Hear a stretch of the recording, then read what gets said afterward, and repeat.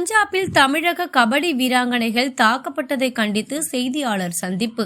சென்னை பத்திரிகையாளர் மன்றத்தில் தமிழர்கள் ஒற்றுமை இயக்கம் சார்பில் மாநில ஆலோசகர் மு. அருண்குமார் அவர்கள் செய்தியாளர் சந்திப்பில் 24/1/2025 அன்று பஞ்சாபில் நடைபெற்ற பல்கலைக்கழகங்களுக்கிடையிலான கபடி போட்டியில் தமிழகம் சார்பில் கலந்து கொண்ட வீராங்கனைகள் தாக்கப்பட்டுள்ளனர்.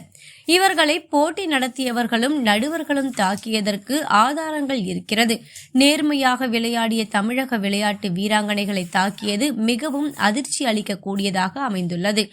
ஆனால் நாம் வட இந்திய விளையாட்டு வீரர்களுக்கு தமிழகத்தில் மிக அதிக அளவில் மதிப்பும் மரியாதையும் கொடுத்து வருகிறோம்.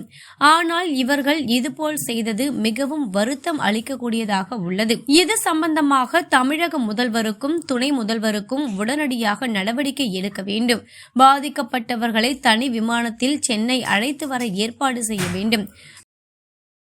இந்தியாவில் எங்கே வேணால் போய் விளையாடலாம், என்ன வேணால் பண்ணலாம் அப்படின்ற ஒரு விஷயம் அவங்களுக்கு வரும். ஏன்னா அவங்க வந்து இல்லீகல் ஆக்டிவிட்டிஸ் எதுவும் பண்ணலையே. ஒரு விளையாட்டு வீராங்கனையே போகிறாங்க. பல்கலைக்கழகங்களுக்கான இடையில் நடக்கிற ஒரு விளையாட்டு போட்டி, அமைச்சர் விளையாட்டு போட்டி, சட்டத்திட்டப்படி எல்லாமே ஒழுங்காக நடக்குது. பார்வையாளர்கள் இருக்கிறாங்க, அரசு அதிகாரிகள் இருக்காங்க, நடுவர்கள் இருக்காங்க.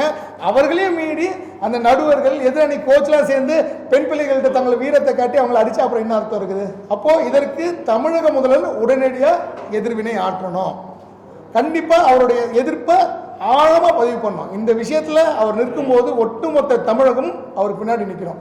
அதே போல் தமிழ்நாடு என்று பேசிக்கொண்டிருக்கின்ற அமைப்புகள், இப்போ சீமானவர்களாக இருக்கட்டும், திருமுருகன் காந்தியாக இருக்கட்டும், தமிழக வெற்றிகரம் என்று தமிழக தன் பேரில் வச்சிருக்க விஜயாக இருக்கட்டும், அவர்களெல்லாம் இது போன்ற விஷயங்களுக்கு குரல் கொடுத்தால் மட்டும்தான் மக்களுக்கு வந்து அவங்க மேலே நம்பிக்கை வரும். ஒரு யதார்த்த அரசியல் செய்யாமல் நம்ம நாட்டு பசங்க, நம்ம தமிழ்நாட்டில் இருக்க அத்தனை பசங்களுக்கும் நாங்கள் பாதுகாப்பாக இருக்கணும்ட்டு அத்தனை தமிழகத்தை சேர்ந்த அமைப்புகளும், எப்படி ஜல்லிக்கட்டு போராட்டம் ஒரு மிகப்பெரிய ஒரு வெற்றிகரமாக போராட்டமாக அமைஞ்சது உங்களுக்கு தெரியும். அதே போல் இப்போ இந்த அரிதாப்பட்டி விஷயமா இருக்கட்டும், ஒட்டுமொத்த மக்களும் ஒன்று சேர்ந்ததால் தான் இது ஒரு மிகப்பெரிய வெற்றி அடைஞ்சது. அதே போல் இன்னைக்கு நம்ம ஊர் பெண் பிள்ளைகளை காப்பது நம்மளுடைய கடமை. தாக்கியவர்களை மீது கடுமையான நடவடிக்கை எடுக்கணும் அப்படின்ற ஒரு கோரிக்கை நம்ம அரசுக்கு வச்சிருக்கோம். அதே போல அவர்களை பாதுகாப்போடு, ஏன்னா இப்போ எனக்கு தெரியல, தனி விமானம் ஏற்பாடு செய்து சம்பந்தப்பட்ட வீராங்களையும் தமிழ்நாட்டுக்கு உடனே அழைத்து வருகின்ற ஒரு கோரிக்கை நம்ம முதல்வர்கிட்ட வச்சிருக்கோம். கண்டிப்பாக இதை செய்வாங்க நம்புகிறோம்.